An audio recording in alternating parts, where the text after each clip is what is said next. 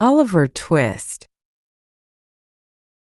The world, a peculiar tapestry woven with threads of both good and bad, serves as the setting for the unfolding journey of a young boy named Oliver Twist. On a dark, rainy, and stormy night, Oliver was brought into the care of an orphanage located in the town of Mudford. For the first 10 years of his life, Oliver endured the harsh realities of the orphanage, a period marked by the absence of a loving family, no one who genuinely cared for him, and a persistent lack of sufficient food. The children were perpetually hungry, a gnawing emptiness that often prevented them from sleeping. One night, driven by their desperate hunger, the children resolved that one of them must be brave enough to ask for more food. Despite the cook's reputation for being abusive, a plan was devised where the one who received the half-stick would be the one to speak up. It was Oliver who stepped forward, humbly uttering, "Please, sir, I want some more." This simple plea, however,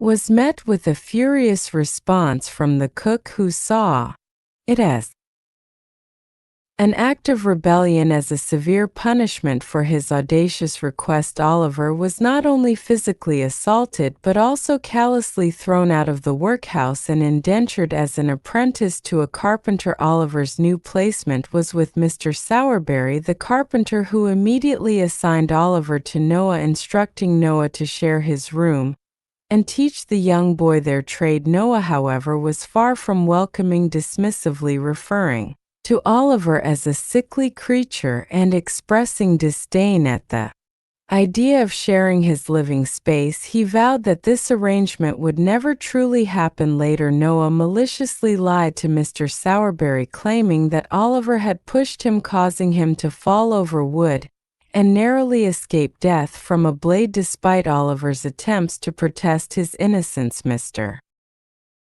Sowerberry believed Noah's fabrication and sternly warned Oliver that any future misbehavior would result in personal punishment. Oliver was told to resign himself to this fate. For 7 long years, overwhelmed by the continuous hardship and injustice, Oliver, feeling utterly alone, gathered his few meager possessions and fled into the darkness of the night. He journeyed for weeks, making his way on foot to the bustling city of London, leaving behind the dreadful orphanage, the unfeeling Mr. Sowerberry, and the cruel Noah. Upon arriving in London, a new chapter began for Oliver when he encountered a boy selling croissants, offering them for just 5 pence apiece. The boy, noticing Oliver's plight, generously gave him a croissant for free.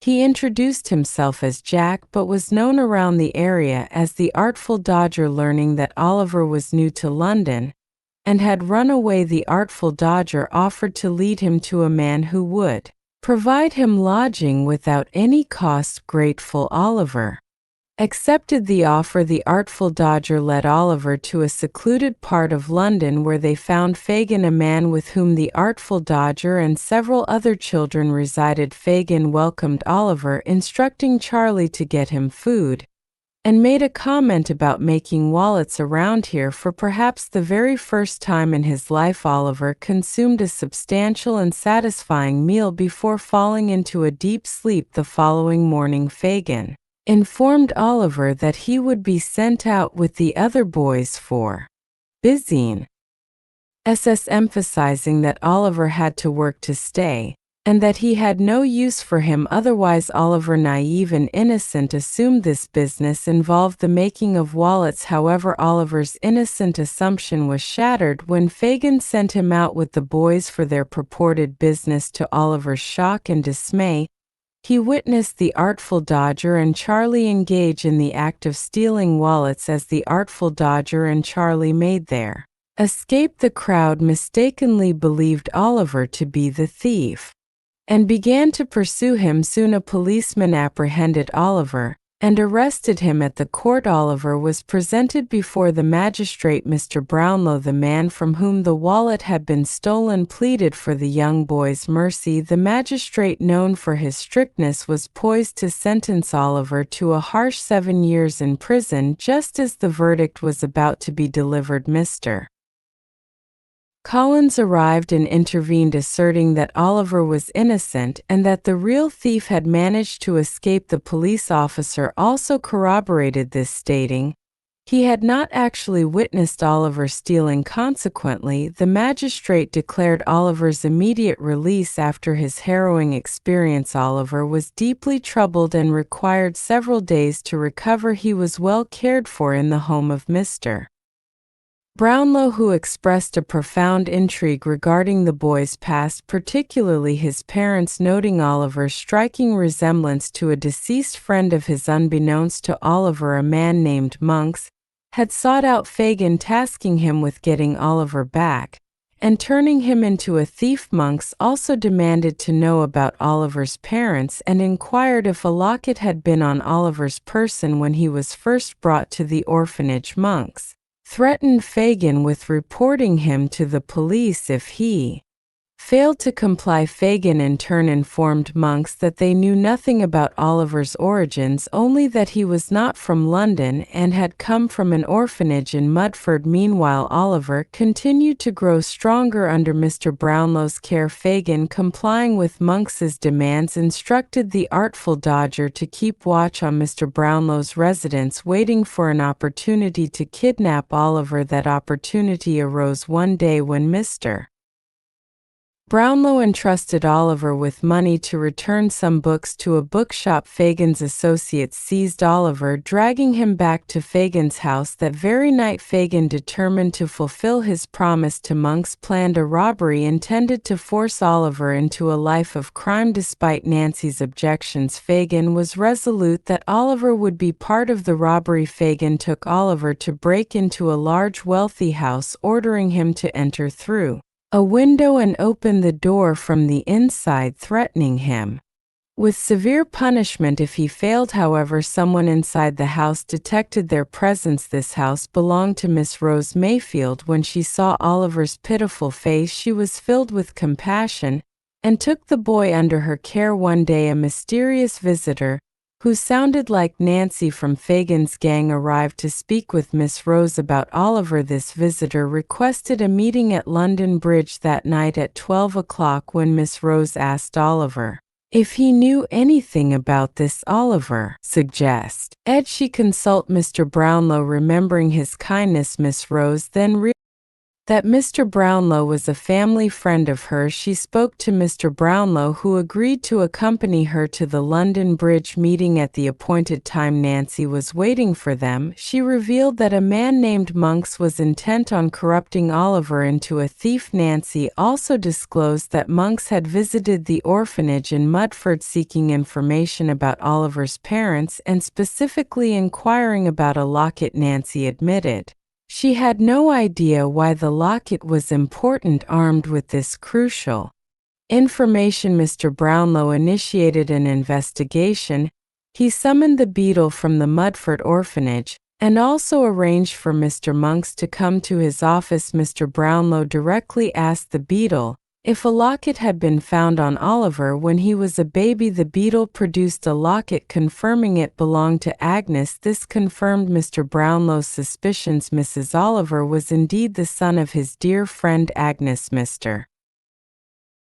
Brownlow then sternly confronted the beadle, accusing him of stealing the locket, depriving the orphanage children of sufficient food, and unjustly expelling Oliver merely for asking for more soup. The beadle offered a weak apology, but Mr. Brownlow, denouncing him as untrustworthy and a thief, declared his removal from his position as beadle for Mudford and ordered his arrest. Next, Mr. Brownlow confronted Monks, demanding to know his motives. Monks confessed that Oliver was his younger brother. He revealed that their father had stipulated in his will that if either brother committed any act against the law, their entire share of the wealth would be forfeited and given to the other brother. Thus, Monks had deliberately sought to turn Oliver into a thief so that he could claim all of the family inheritance for himself. Mr. Brownlow declared that by attempting to make Oliver a thief, Monks himself had broken the law. He informed Monks that he too would be sent to jail and all of his wealth would rightfully be passed on to Oliver. A truly astonishing revelation then unfolded. Mr. Brownlow informed Miss Rose that Oliver was in fact her sister Agnes's son. Oliver, now discovered to be a wealthy boy, was offered a new family when Mr. Brownlow expressed his desire to adopt him as his son. Oliver, overjoyed, eagerly accepted. He then made one heartfelt request to Mr. Brownlow, that his newly acquired wealth be used to help the struggling children at the orphanage and the boys who had been part of Fagin's gang. Mr. Brownlow, immensely proud of Oliver's generosity and compassionate spirit, readily agreed. He promised to ensure that all of Fagin's boys would attend school and learn to become good and generous individuals just like Oliver. Analysis: the story of Oliver Twist, as presented in the sources, explores profound themes of good versus evil, the impact of environment on character, and the search for identity and belonging. From the very outset, the narrative establishes a world where the bad plagues and the good save, setting a clear moral dichotomy that guides the entire plot. Oliver's journey is a testament to the resilience of innate goodness against overwhelming adversity. Oliver's early life in the Mudford orphanage epitomizes the bad within society, characterized by severe neglect, hunger, and a complete lack of emotional support. The shocking punishment he receives for simply asking for more food highlights the cruelty and injustice he faces. This initial hardship, however, rather than breaking his fear, it serves to underscore his inherent innocence and courage. His subsequent apprenticeship with Mr. Sowerberry and the torment from Noah further demonstrate the harsh realities faced by vulnerable children in that era, where manipulation and false accusations are used against the innocent. The recurring motif of being alone and unwanted drives Oliver to flee, marking his desperate quest for a better life and an escape from constant suffering. Oliver's arrival in London and his encounter with the artful Dodger introduces him to Fagin's gang, a stark portrayal of the criminal underworld. Fagin's manipulative nature is evident in his deceptive promise of a home and work, which quickly devolves into forcing children into thievery. This period in Oliver's life illustrates the immense pressure on vulnerable children to fall into a life of crime due to circumstances rather than choice. Oliver's shock at witnessing the theft and his subsequent wrongful arrest highlight his moral purity. He is unable to comprehend, let alone participate in such acts. The courtroom scene becomes a pivotal moment where the scales of justice are almost tipped against him due to societal prejudice against the poor and those accused of crime. However, the intervention of Mr. Brownlow and Mr. Collins symbolizes the arrival of the good in his life, offering him a reprieve and a chance at a different path. Mr. Brownlow's immediate interest in Oliver's past, particularly his resemblance to a deceased friend, introduces the crucial theme of identity. This curiosity drives the later investigation that unravels Oliver's true parentage and inheritance. The character of Monks embodies the pervasive presence of greed and malevolence.